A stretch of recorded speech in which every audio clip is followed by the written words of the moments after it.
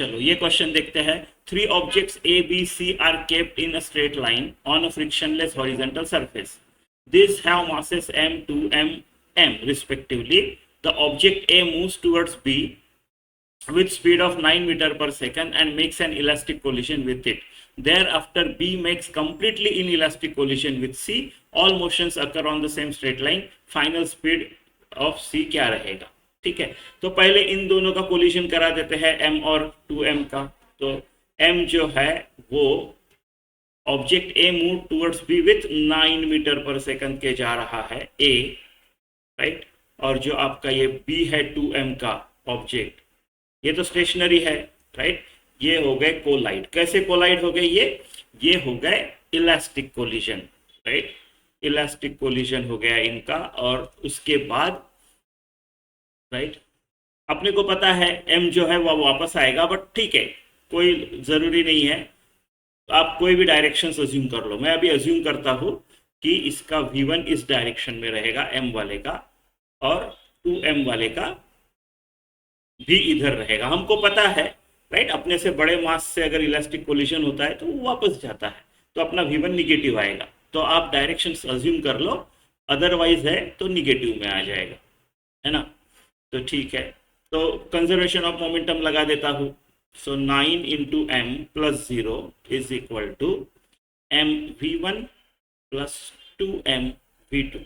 m काट देता हूँ मैं, तो मेरा आ जाएगा v1 plus 2v2 is equal to 9। ये एक इक्वेशन हो गया। अब ये इलास्टिक कोलिजन है। अगर ये इलास्टिक कोलिजन है तो एक तो काइनेटिक एनर्जी कंजर्व कर लो, या फिर कोएफिशिएंट ऑफ रेस्टिट्यूशन 1 ले लो, right, which is magnitude of v2 minus v1 upon magnitude of u1 minus u2, basically velocity of separation upon velocity of approach।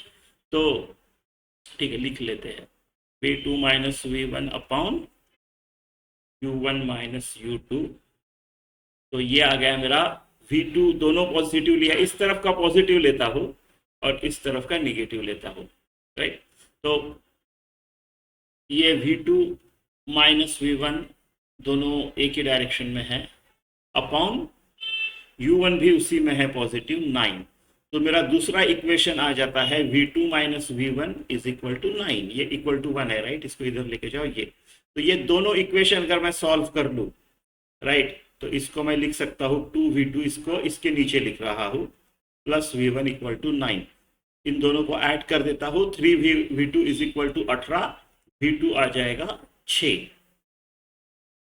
मेरा v2 6 है, तो इसका अभी 2m वाले का 6 मीटर पर सेकंड है, ठीक है। हमको फाइनली इसका निकालना है। अभी ये 2m और m completely in elastic collision होगा, तो मेरा 2m वाला जो है वो जा रहा है 6 मीटर पर सेकंड से इस तरफ। ये m है 0, राइट, ये क्या बोलते हैं उसको, ये कोलाइड हो गए, स्टेशनरी है, कोलाइड हो गए in elastic, perfectly in elastic. तो क्या हो जाएगा, परफेक्टली इन इलास्टिक है तो दोनों एक मास बन जाएंगे 3m के, और मान लो उसकी वेलोसिटी v है, ये अपने को निकालनी है, ये अपना फाइनल आंसर है ना। तो conservation of momentum 2m into 6, ये हो गया initial momentum, is equal to 3m into v, 12 3 v equal to 4। तो ये आपका आंसर है। Object of C is 4।